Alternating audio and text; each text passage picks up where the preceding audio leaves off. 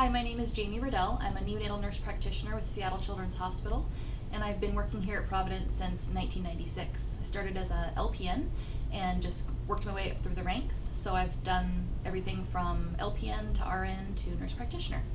I understand that education really helps us do a better job, and so we really want to talk today about the late preterm policy. One of the most common complications of a late preterm baby is feeding difficulties. So breastfeeding, of course, remains the number one best way to support a newborn baby, including late preterm babies. We do know, however, that they may have immature suck, swallow, and breathe coordination. They often don't have the stamina to maintain breastfeeding for long periods of time. They also don't have the muscle strength and oral motor coordination to be able to transfer milk from the breast.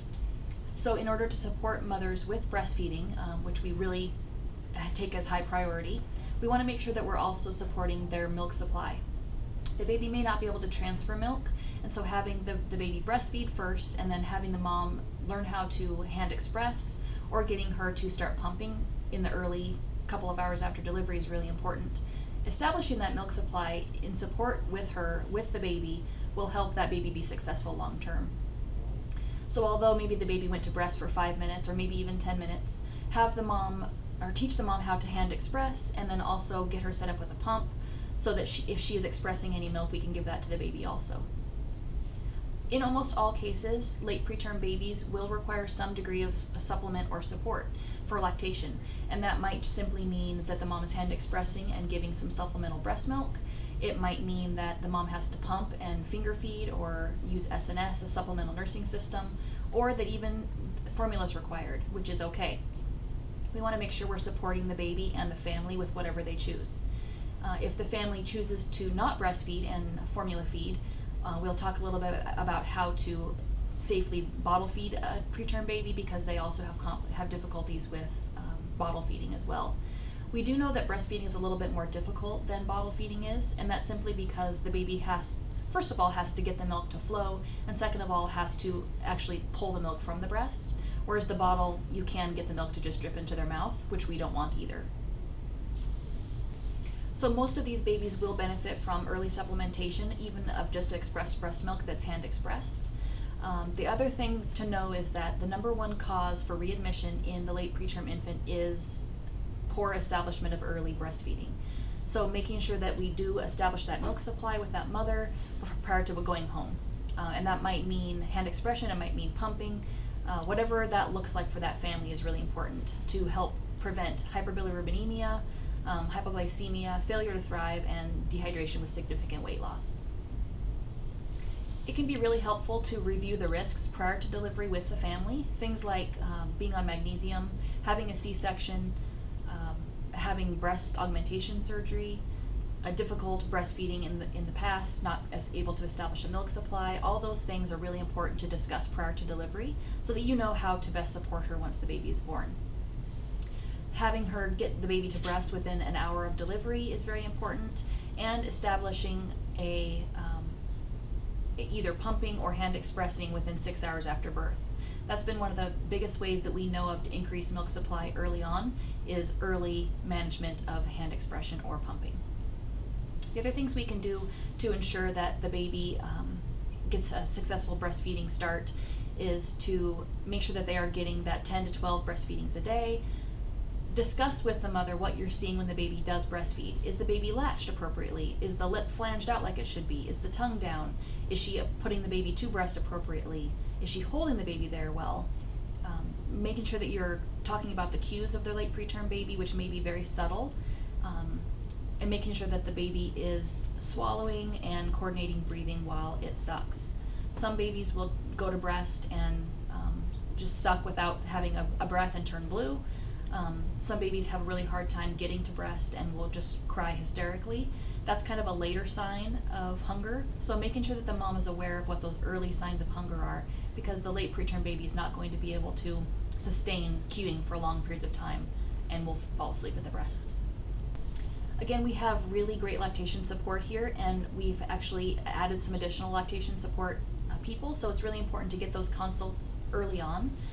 There's a lot of things that lactation can help teach you and the family about how to help the baby best breastfeed, and that includes things like different positions, different monitoring of the cues, making sure that they are transferring milk. It might be adding a nipple shield.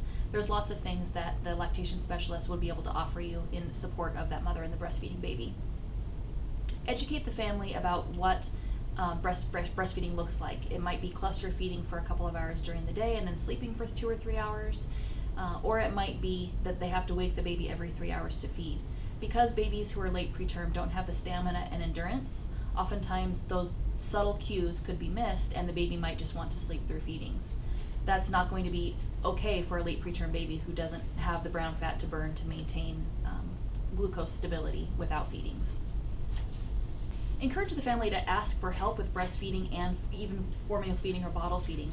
Because these babies, late preterm babies, have feeding nuances, it's really important to have the family make sure they understand how to best support the baby because they're going home with that baby in 2 days. So making sure that they know they can ask for help if they need it. You can always get an occupational therapy consult if needed, and of course you'd be speaking with the LIP about this. But if the baby, especially is bottle feeding, and the baby's choking or spilling milk out the sides, just not feeding well, it's really important to get those consults to figure out how to best support that baby. The other thing you're going to be doing is weighing the baby daily, like we do with all the term babies. A weight loss of more than 3% in a day, or weight loss of more than 7%, is pretty indicative of a poor feeding trajectory. We would hate to send a baby home who's lost 7% of their birth weight at 48 hours and have them come back in 4 days with severe dehydration. You can help the mom know what to look for in terms of dehydration. Have her put her clean finger in the baby's mouth and have her suck on her finger. Moist mucous membranes are very reassuring for a hydrated baby. We of course always have them watch the voids and the amount of urine output. And then the color of the urine is really important too, to make sure that the family understands if you're having brick crystals in your urine, the baby's definitely dehydrated. One really helpful way to assess active and successful breastfeeding is to assess that baby's breastfeeding or lactation twice a day, at least twice a day. Talk to the mom about what you're seeing, how the baby is latching, how the baby is positioned, whether the baby seems to be transferring milk or swallowing. That will help her also when she gets home because she'll know what to watch for. Making sure that they're breastfeeding frequently enough, or if they're simply bottle feeding, making sure that they are feeling successful in bottle feeding and able to wake the baby for cues. A baby who is having difficulty breastfeeding or difficulty feeding should have early intervention, and we have, I would like you to refer to the Providence, the new feeding supplement guideline, which we'll talk about. There's going to be a link, and we'll talk about that a little bit in the future. Of course, we would like people to use express breast milk first if able, but if the mom doesn't have any express breast milk and the baby needs supplementation, formula is the next best choice. There can be a hydrologized formula if the parents really feel that strongly, and also there is a higher calorie formula if the baby is less than 2,500 grams. We do like to use a higher calorie formula, so speak with the LIP about what kind of formula you'd like them to supplement with. Ensure the parents understand the feeding plan and understand why it's necessary so that they do go home and continue to follow that plan until they see their provider. It's really difficult to sometimes talk a family into using supplement if they don't want to, even expressing their milk if they don't want to. But I think the important thing to remember is that these babies, up until just a few weeks ago, were admitted to the NICU automatically and would often stay days at a time.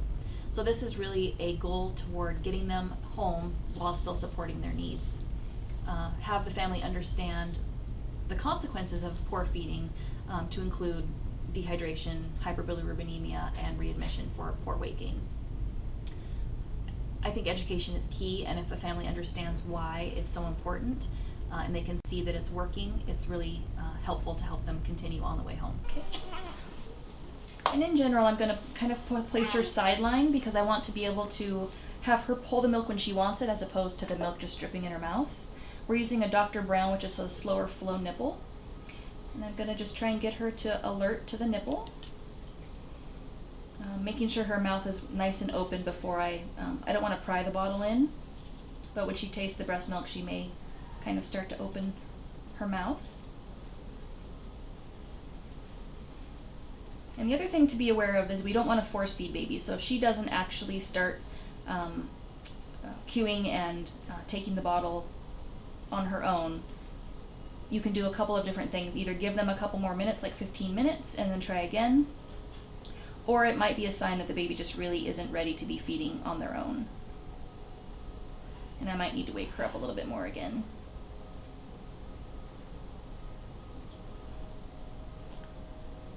So this is actually a cue that she maybe doesn't want to be eating right now, but there's her mouth.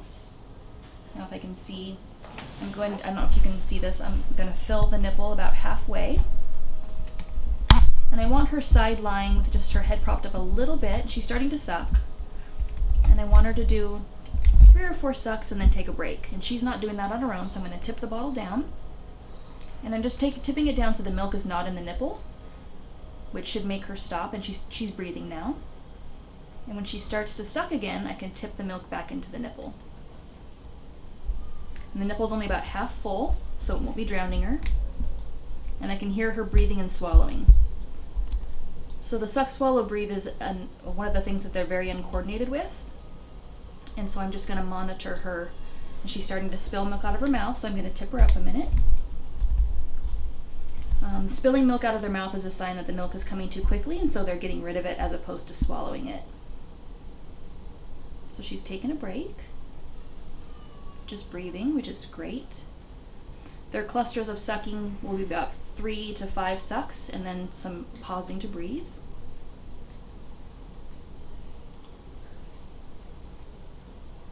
She's pausing, so I'm going to tip the bottle down.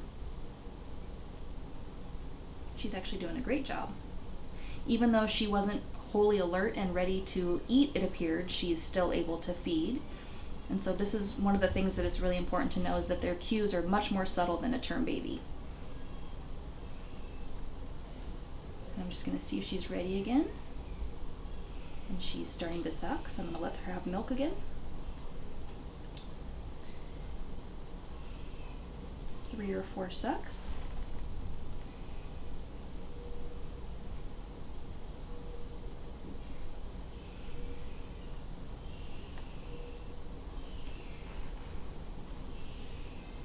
And just really letting the baby tell you when they're ready to eat again. So the pauses may be anywhere from a couple of seconds to even up to a minute. The longer, the more stimulation they have during a feeding, like my talking, the lights, any noises that are occurring, is actually more stimulation than they should have during a feeding. In general, I want the lights low, and I would not be talking in general. She's doing a great job pacing. I'm going to tip it down, let her catch her breath.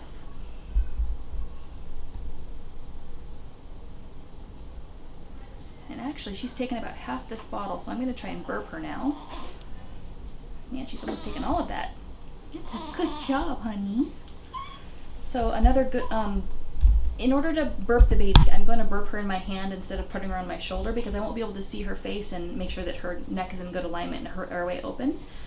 So I'm going to take the palm of my hand and place on either cheek, my fingers on either cheek, with her chin in the crook of my hand.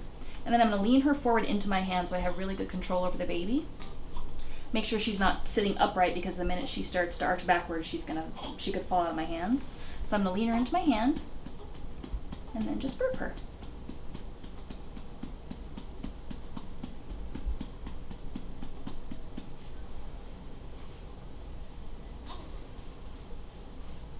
And I'm not squeezing tightly on her neck. I have a hold of her chin and her cheekbones right under her ears.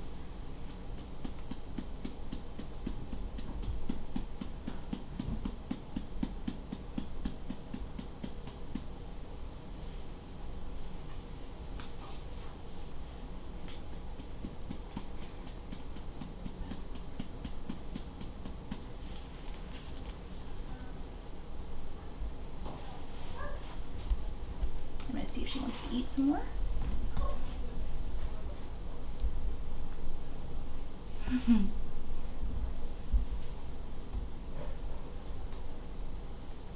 So she started with 20 mils, a little more than half an ounce. And that's how much food she needs to take actually she's taking more food than she would have to for the first day of life. We'll have an attachment to the feeding supplement plan. So for the first day of life, it's 30 mils per kilo, and this baby weighs, let's just say she weighs 2 kilos. So you would multiply 2 kilos times 30 mils per kilo per day and divide that over the 8 feedings, and you'd have your volume that she would need, which would be about 6 mils for every feeding for the first day. So she's back to pacing herself. The bottle nipple's half full, and she's pausing now.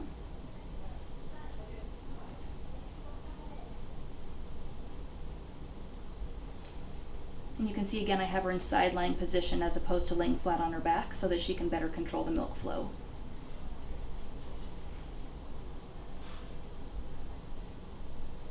You can see her lips are nice and flanged out around the nipple. They're not tucked under, and she's not spilling any milk, which tells me that she's controlling the flow herself.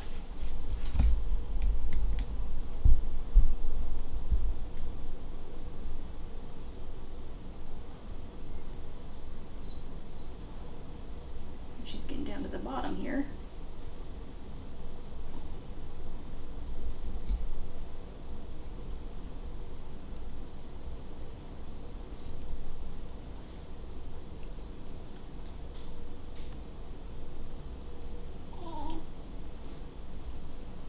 So I shouldn't be hearing any noises if she's, if she starts to make some noises, like choking for sure, but if she starts to make some noises like stridor with each suck, if she's making this noise, that tells me that she's working really hard to protect her airway, and you want to make sure that the flow of milk slows down. They should not be having stridor sounds when they're eating.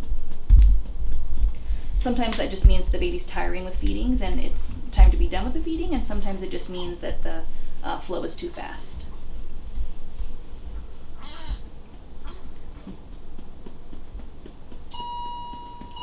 And that's just me burping her. Would you mind hitting silence there on the bottom? Yeah, thank you. The nice thing about this way of burping is I can see her face, I can see that she's still pink, I can see that she's breathing, I know that her airway's nice and open, and she kind of seems like she's done eating. You can see how her mouth is just hanging open. She's definitely not queuing to feed, and she looks like she's passed out. I'm going to check again just by laying her down. Sometimes babies will kind of rally again after they burp, so we'll still try and burp her, but she looks pretty tired. I think that's probably it.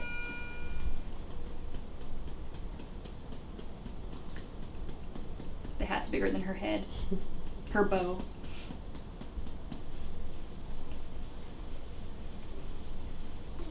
So then if I was her mom or dad, once I was done feeding her, after I got a burp out of her, I would put her into skin to skin with good positioning and then let her just kind of fall asleep. That helps us with 2 things. First of all, it helps with reflux, if there's any. Kind of helps them start to digest their food, and also helps them stay warm and just kind of stabilize after they've done this big job of feeding, which it is for them. You can see she's pretty done. She's clenching her eyes, and her mouth's just kind of slack. So I would say at this point she's done eating. So I'm just going to work on getting a burp out of her and then swaddle her tightly and put her back in her bed. Thank you.